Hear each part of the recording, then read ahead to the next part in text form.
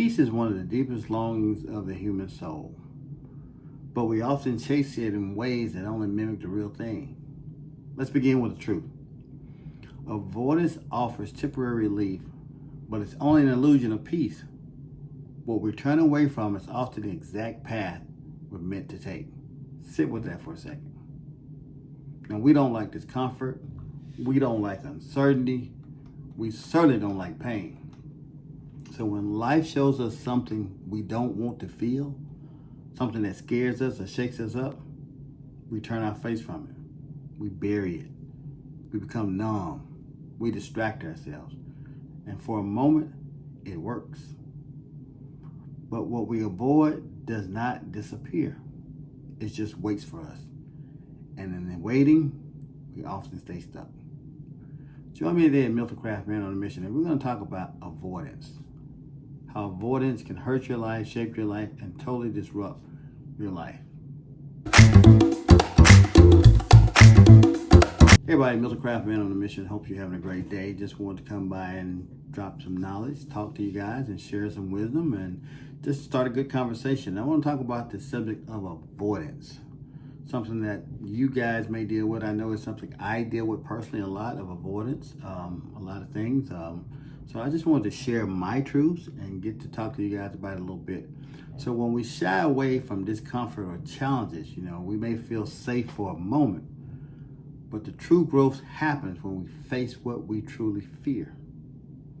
The journey we often resist is often the one that leads us to our greatest breakthroughs.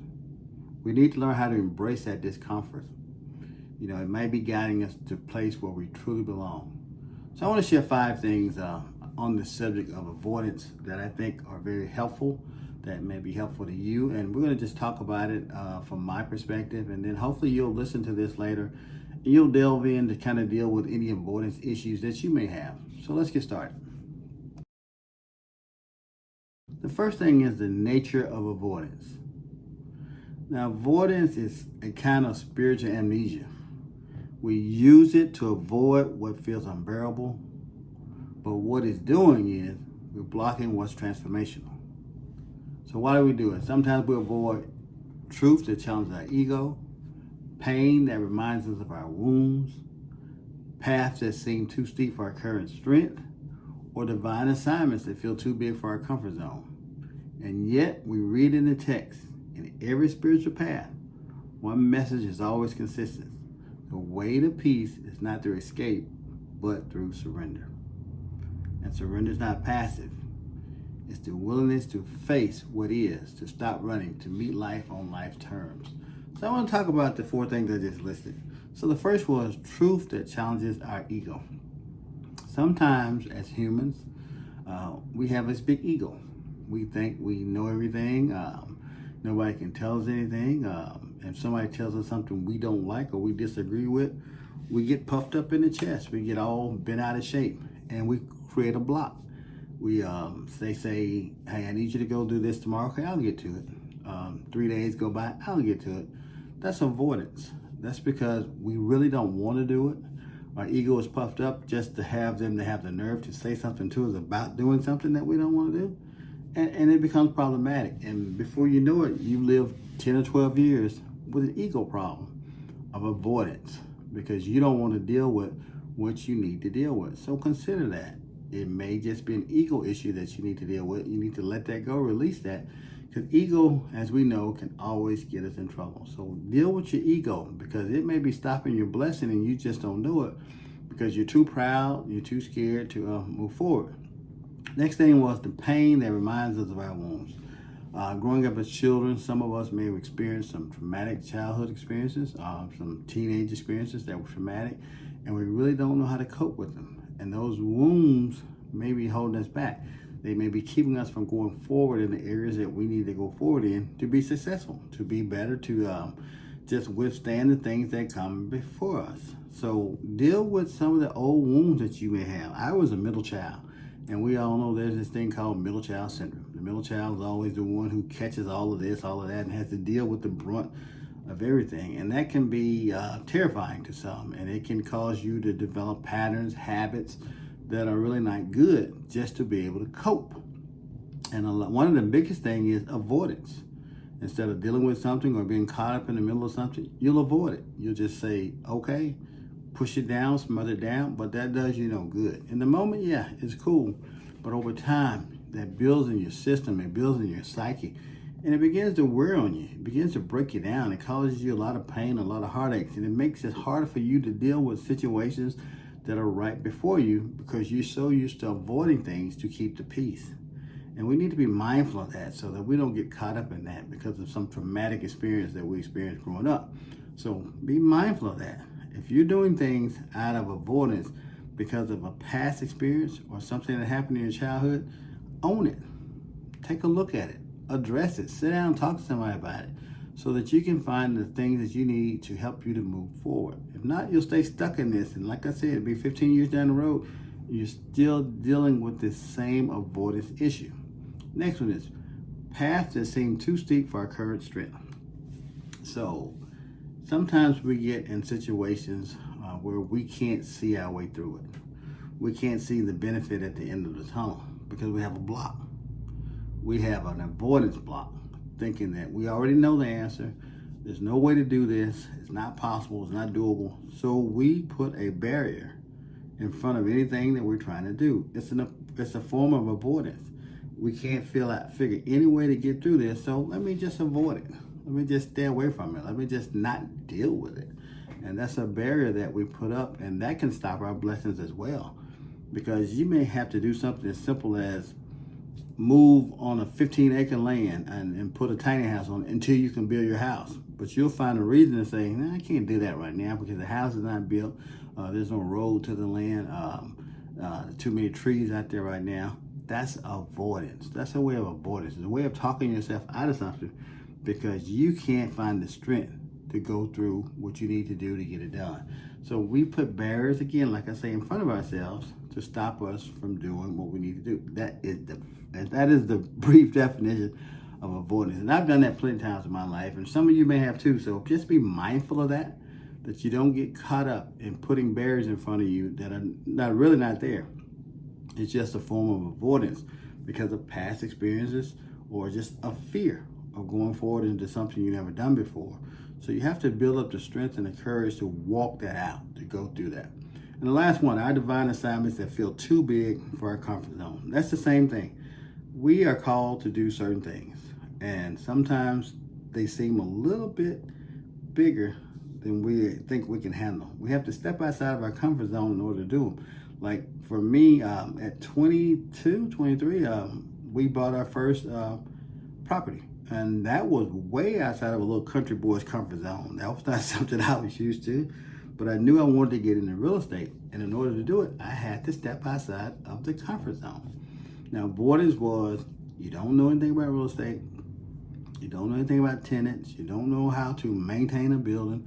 All of that could have been a barrier to stop. And then number three, you don't have the deposit to pay for the building. But there are ways around anything if you allow yourself to be positive, to be open, and push that avoidance to the side to say, hey, look, I've got everything I need to make this happen. So just think about avoidance from those perspectives, about your ego, about some past wounds, paths that challenge your current strength where you are now, and getting out of that comfort zone. Those are the biggest barriers that you have. And we seem to suppress those through our avoidance. And that can be harmful. Like I said, 10, 20 years down the road, you're still dealing with the same issues because you haven't found the strength to talk to somebody or just to get up and walk it out. Come up with a plan of action so that you can see this through. So that's number one. Number two is the illusion of peace. Avoidance offers a kind of peace, but it's counterfeit. It's not true peace. It's just stillness rooted in fear. It's silence that masks disconnection. Now, true peace doesn't come from dodging the storm. It comes from walking through it with persistence. It comes from knowing that even in the dark, even in the hard, even in the unknown, you are being held together by something greater than yourself. Peace is the fruit of alignment, not avoidance. We can have so much fake peace because we don't want to deal with what's before us. We just pretend that something is okay when it's really not. We'll just get along to get along when it's really not the way we need to do it. We need to confront the storm. We need to walk through our issues. We have to walk through these issues of avoidance just to keep the peace, or just not to be able to engage the way that we need to engage. Sometimes we can get so passive that we just don't do what we need to do. I grew up in a family where you kept your peace. You didn't talk back. You didn't speak up.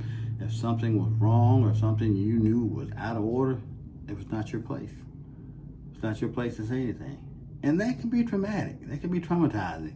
That can cause you to build up this thing in your mind where every time you face a situation, you don't say anything. You just stay quiet. And nothing comes out of that. You find yourself going in the same circles over and over and over again the rest of your life until you find the courage. The peace is the fruit of alignment, not an avoidance. Find the peace within yourself to say, hey, I have the voice and the power to be able to step up and say something, because you do. You have the strength, and you need to find the strength, if you don't, to step up and say, I can no longer avoid this. I need to deal with this head on, to find a solution, to find a way to get through it, so that when it comes up again, I can just walk right through it. And some of us are still dealing with things that we've been dealing with again for years and years and years, because we've avoided them. We avoided them because sometimes we were taught that way of dealing with things, and sometimes we just picked it up because we were afraid to go past our comfort zone. We were afraid to question things. We were just afraid to do anything new that we were not used to. But you have to find the peace to go through the storm. If not, it's just going to keep raining on you forever and ever and ever, and nothing is going to change. Number 3, what we avoid is often sacred ground. There's a mystery here that every spiritual seeker eventually encounters. The thing we resist the most, the place we fear to go, the truth we're unwilling to speak, that's often the very place where our healing lives. The soul does not evolve in comfort zone. It evolves in valleys, in wilderness. It evolves when we choose to stay with pain long enough to let spirit meet us there. Now, from a biblical perspective, we look at the book of Exodus. Moses turned aside to see a burning bush. You all remember the story. But notice, he had to turn toward the fire to see the burning bush. Now, he had several choices. He could have walked away, which would have been easier to a burning bush, but he turned towards it. He stepped into his calling. He could have walked away, but he did not. He stepped into his calling. Now, when he found out that it was best for him to turn to the fire, he realized that the fire was never there to destroy him. It was there to awaken him. So you have to ask yourself, is it with the fire in your life that you need to turn towards so that you can be a blessing to yourself and to be others? Or are you just afraid because it's something that you think is going to harm you, but you really don't know? But until you step into it, until you find the courage to say, hey, look, I see this. I'm not afraid of this. I'm going to walk into what's before me so that I can find the answers that I need. And sometimes we're afraid to do that. We just won't do it because it's like, oh no, that's not me. That's out of my comfort zone. But think about Moses. Moses had a group of people waiting on him down below to come back. He could have went up and came down and said, oh, I didn't talk to anybody, I didn't do anything. But you've been given a mission, a purpose. Even you entrepreneurs, when you start a business, you've been given a mission, a purpose. You have to walk that out. You can't just say, oh, no, I'm not going to do it because I don't want to cause any problems. I don't want to take the chance of failing. You're going to fail if you don't try. You will fail if you don't try because you're avoiding things that you've never done before because you've created this sense in yourself that you don't have what it takes. And then you procrastinate. You wait and you wait. You find excuses. You build barriers. You make up things that really don't even exist because you don't want to get out of your ego, out of your comfort zone because you're stuck. But find a way to stop doing that so that you can move forward and go into the calling that you've been called to do. Number 4, the call to turn toward. Whatever you're avoiding, that conversation, that grief, that dream, that change, that truth, It's not here to harm you. It's here to transform you. In spiritual language, they call that the shadow. The place inside of us that holds pain, shame, fear, but it also holds power, purpose, and presence. When you finally turn towards it, you don't just face the pain. You face your own light. You face your holiness. You meet God not only in the mountain, but in the cave. You meet peace, not in the absence of trouble, but in the presence of truth. And some of us will not allow ourselves to face the presence of truth because we're co-consumed with the fear. We don't want to walk in our own light. We don't want to walk in our own abundance. We don't want to walk in the blessings that we have, that we're supposed to share with others. We'll hold on to it because we're avoiding what's right there for us. We know that inside of us we have pain, we have shame, we have fear from the past, from the present. Whatever that is, okay, deal with it, talk about it, get it out. But inside of you, beside that fear, that shame, and that pain, is power, is purpose, and presence. And until you learn how to deal with that, how to stop avoiding things, you'll always struggle. You'll always come up short. Because it's always going to be a barrier in front of you that you can't pass because you're not allowing yourself to be your true self. You're not allowing that power to come forward, that purpose, that presence. Stand up, be bold. Yes, we've all had traumatic experiences. I've had some, you've had some, and we've dealt with them. But avoidance is much deeper than that. It's about the things that we don't want to do as adults, and we're not going to do as adults because we feel like we have the right to say what we're not going to do. You have every right to say that. But when you say that to things that are meant for you, things that are predestined for you, things that you're supposed to walk out, what are you saying? You're saying you're not worthy of it? You're saying you don't want it? You're saying you don't think you're good enough to do it? You're saying you're not the person for this? You're avoiding what's right there in front of you. Get out of your own way. Stop telling yourself no. Stop telling other people no. And step up and be the person that you're called to be. It's just that simple. It's really that simple. Stop avoiding. Start owning. Start being bold. Start being courageous. I went to college, 1986, on a music scholarship. Now, I was a pretty fair musician. I got a partial scholarship to Juilliard School of Music. So I'm a country boy. We live in Tennessee, so a long way from New York City.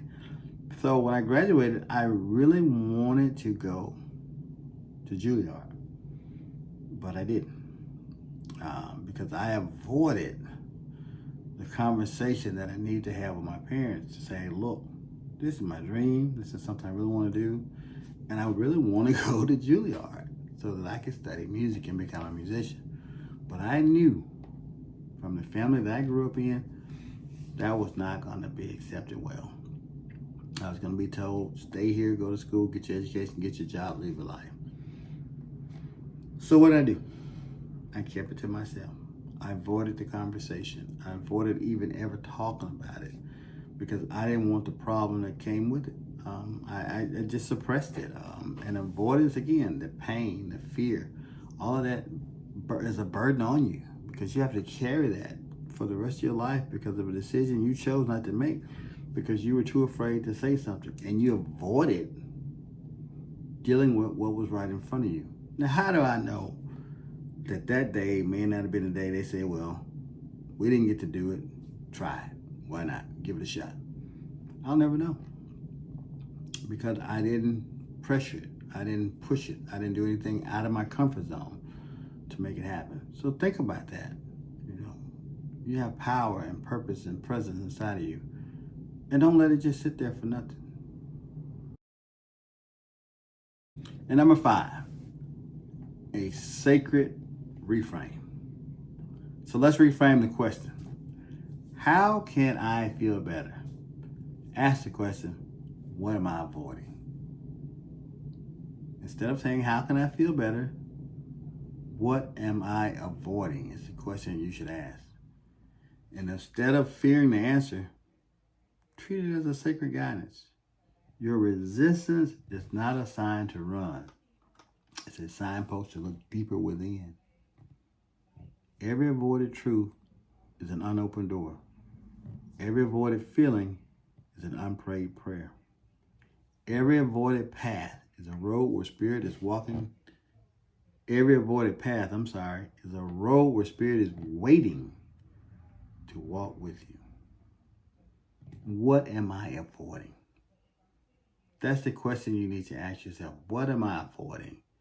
The thing that's stopping me from being the great person that I've been called to be. It's something that you're avoiding that you really need to be mindful of. And you need to find out what's the source that's keeping you from doing what it is that you're called to do. You need to think about that. So in closing, peace comes through presence. So here's the invitation. Don't confuse relief with peace. Don't confuse distraction with healing. Don't confuse silence with resolution. You don't need to fight the discomfort. You just need to stay present with it. Peace isn't found in what we avoid.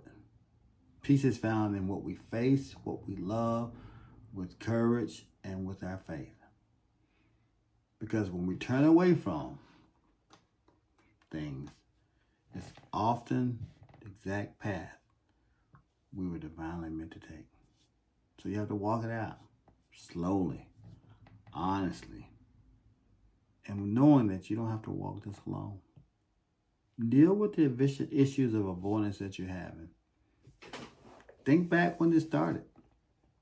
Think back how you're going to take a moment to sit down and say what happens when you face something that you really don't know how to deal with. What am I going to do? What are the steps I need to do to make sure I get through this?